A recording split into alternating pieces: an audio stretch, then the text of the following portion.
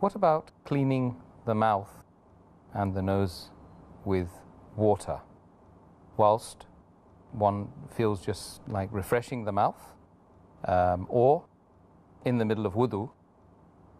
Is this a permitted act? As far as putting water in the mouth or gargling the mouth with water or putting water in the nose, whether a person is feeling hot or whether while doing wudu, it is permissible because it doesn't enter the body. As long as the water doesn't enter the body, a person does not swallow the water, it's permissible.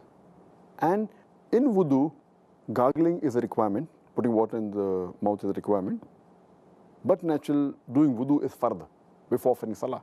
And while fasting, you have to offer salah and you have to do wudu. So how can it be prohibited?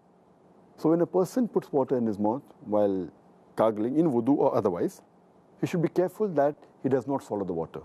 And when he puts it into the nose, there are some people who think it will break the fast based on a hadith.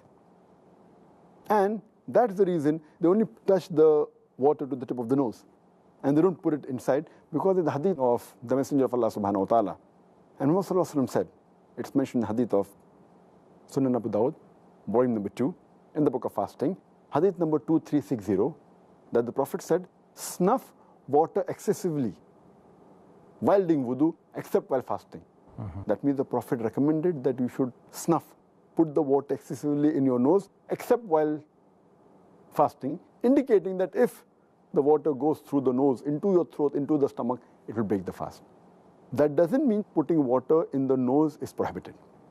So normally when you put water, it doesn't go into your throat, and even if you snuff excessively, always it doesn't go, it can go. So it's a precaution, the Prophet said, that don't snuff water excessively while fasting. Otherwise you have to do that.